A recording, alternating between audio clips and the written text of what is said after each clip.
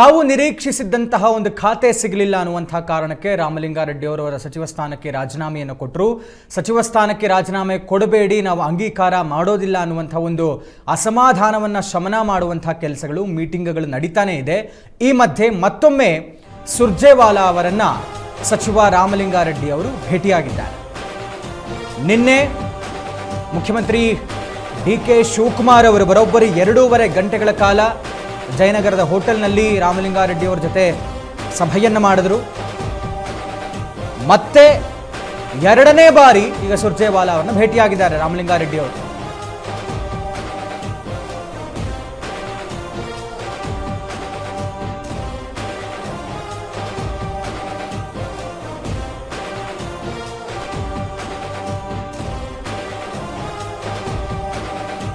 ನಿನ್ನೆ ಸಿಎಂ ಡಿ.ಕೆ. ಶಿವಕುಮಾರ್ ಅವರು ರಾಮಲಿಂಗಾರೆಡ್ಡಿ ಅವರನ್ನ ಭೇಟಿಯಾಗಿ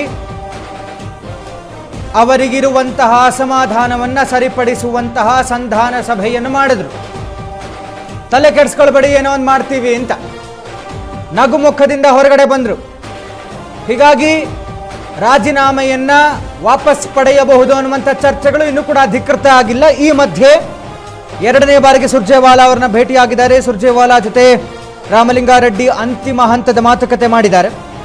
ಬೆಂಗಳೂರಿನ ಖಾಸಗಿ ಹೋಟೆಲ್ನಲ್ಲಿ ಭೇಟಿಯಾಗಿ ಮಾತುಕತೆ ನಡೆಸಿರುವಂಥದ್ದು. ತಾಜ್ ವೆಸ್ಟ್ ಎಂಡ್ ಹೋಟೆಲ್ನಲ್ಲಿ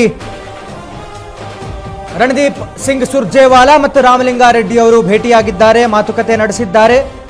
ಸುಮಾರು 45 ನಿಮಿಷಗಳ ಕಾಲ ಇಬ್ಬರು ಕೂಡ ಮಾತುಕತೆ ನಡೆಸಿರುವಂಥದ್ದು. ಎಲ್ಲೋ ಒಂದು ಕಡೆ ಇವರಿಗೆ ಹಿಂಟ್ ಸಿಕ್ಕಾಗೆ ಕಾಣಿಸ್ತಾ ಇದೆ. ಕೊಟ್ಟಿರುವಂತಹ ಜಲಸಂಪನ್ಮೂಲ ಖಾತೆಯನ್ನು ವಾಪಸ್ ಪಡೆದು ಇವರ ನಿರೀಕ್ಷೆಯ ಬೆಂಗಳೂರು ನಗರಾಭಿವೃದ್ಧಿ ಖಾತೆ ಸಿಗಬಹುದು, ಸಿಗತ್ತೆ, ಕೊಡ್ತೇವೆ ಅನ್ನುವಂಥ ಮಾತುಕತೆ ಆದ ಹಾಗೆ ಕಾಣ್ತಾ ಇದೆ. ತೀವ್ರ ಕುತೂಹಲ ಮೂಡಿಸ್ತಾ ಇದೆ ರಾಮಲಿಂಗಾರೆಡ್ಡಿ ಅವರ ನಡೆ. ನಾಯಕರುಗಳ ಸಂಧಾನದ ಮಾತುಕತೆಗೆ ಒಪ್ಪಿದಂತೆ ಕಾಣ್ತಾ ಇದೆ ರಾಮಲಿಂಗಾರೆಡ್ಡಿ ಅವರು. ಯಾಕೆಂದರೆ ಹಿರಿಯರಿದ್ದಾರೆ ಮತ್ತು ಅವರೆಲ್ಲ ಬಹಳ ಆಪ್ತರು. ತುಂಬ ವರ್ಷಗಳಲ್ಲಿ ಅವರು ಒಟ್ಟೊಟ್ಟಿಗೆ ಕೆಲಸ ಮಾಡ್ಕೊಂಡು ಬಂದಿದ್ದಾರೆ ಕಾಂಗ್ರೆಸ್ ಪಕ್ಷಕ್ಕೆ. ಹೀಗಾಗಿ ಸಹಜ, ಮಂತ್ರಿಮಂಡಲ ರಚನೆ ಆಗುವಾಗ ಆ ಖಾತೆ ಬೇಕು, ಈ ಖಾತೆ ಬೇಕು, ಅಸಮಾಧಾನಗಳು, ಪ್ರತಿರೋಧಗಳು ಸಹಜ. ಎಲ್ಲವನ್ನು ಕೂಡ ಸರಿಪಡಿಸ್ಕೊಂಡು ಹೋಗಬೇಕಾದಂತಹ ಜವಾಬ್ದಾರಿ ಮುಖ್ಯಮಂತ್ರಿಗಳಿಗಿರುತ್ತೆ. ಆ ಕೆಲಸವನ್ನು ನಿನ್ನೆ ಡಿ.ಕೆ. ಶಿವಕುಮಾರ್ ಮಾಡಿದ್ರು. ಬರೋಬ್ಬರಿ 2.25 ಗಂಟೆ ನಡೀತು ಮೀಟಿಂಗ್. ನಿನ್ನೆ ರಾತ್ರಿ ತಡರಾತ್ರಿ 1:30 ತನಕ ನಡೀತು. ಜಯನಗರದ ಒಂದು ಹೋಟೆಲ್ನಲ್ಲಿ ರಾಮಲಿಂಗಾರೆಡ್ಡಿ ಮತ್ತು ಸಿಎಂ ಡಿ.ಕೆ. ಶಿವಕುಮಾರ್ ಅವರು ಮಾತಾಡಿದ್ದಂಥದ್ದು. ಹೊರಗಡೆ ಬಂದ ಮೇಲೆ ಮಾಧ್ಯಮಗಳಿಗೆ ಪ್ರತಿಕ್ರಿಯಿಸ್ತಾ ಹೇಳಿದ್ರು, ಎಲ್ಲವೂ ಸರಿಯಾಗಿದೆ, ಎಲ್ಲವನ್ನೂ ಕೂಡ ಸರಿದೂಗಿಸ್ಕೊಂಡು ಹೋಗ್ತೇವೆ ಅಂತ ಸಿಎಂ ಹೇಳಿದ್ರು ಡಿ.ಕೆ. ಶಿವಕುಮಾರ್ ಅವರು. ರಾಮಲಿಂಗಾರೆಡ್ಡಿ ಅವರ ಪ್ರತಿಕ್ರಿಯೆ ಕೇಳಿದಾಗಲೂ ಅಷ್ಟೇ, ಸಿಎಂ ಏನು ಹೇಳ್ತಾರೆ ಅದೇ ನಮ್ಮ ಮಾತು ಕೂಡ ಅಂತ ಹೇಳಿದರು ರಾಮಲಿಂಗಾರೆಡ್ಡಿ ಅವರು. ಬಟ್ ಸಸ್ಪೆನ್ಸ್ ಆಗಿರುವಂಥದ್ದು ಏನಂದರೆ ರಾಜೀನಾಮೆಯನ್ನು ವಾಪಸ್ ಪಡಿತಾರೋ ಇಲ್ಲವೋ ಅನ್ನುವಂಥದ್ದು. ಇವತ್ತು ಅಂತಿಮ ಹಂತದ ಮಾತುಕತೆಯನ್ನು 45 ನಿಮಿಷಗಳ ಕಾಲ ತಾಜ್ ವೆಸ್ಟ್ ಎಂಡ್ ಹೋಟೆಲ್ನಲ್ಲಿ ಸುರ್ಜೇವಾಲಾ ಅವರು ಮತ್ತು ರಾಮಲಿಂಗಾರೆಡ್ಡಿ ಅವರು ಮಾಡಿದ್ದಾರೆ. ಆಲ್ಮೋಸ್ಟ್ ಬರ್ತಾ ಇರುವಂಥ ಮಾಹಿತಿ ಪ್ರಕಾರ ಅವರನ್ನು ಕನ್ವಿನ್ಸ್ ಮಾಡಿದ್ದಾರೆ.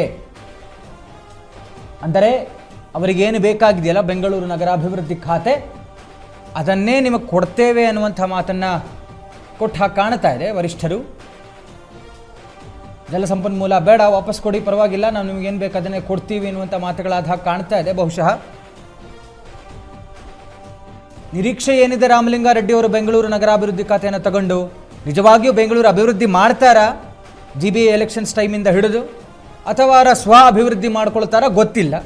ಒಟ್ಟಾರೆ ಅವ್ರಿಗೆ ಅದೇ ಖಾತೆ ಬೇಕು ಅನ್ನುವಂಥ ಪಟ್ಟು, ಸೀನಿಯರ್ ಇದ್ದೀನಿ ನಾನು, ಹೀಗಾಗಿ ಬಹುಶಃ ಕನ್ವಿನ್ಸ್ ಆದ ಹಾಗೆ ಕಾಣ್ತಾ ಇದೆ. ಏನಿರುತ್ತೆ ಇವರ ನಡೆ ಅನ್ನುವಂಥದ್ದನ್ನು ಕಾದು ನೋಡಬೇಕಾಗಿದೆ.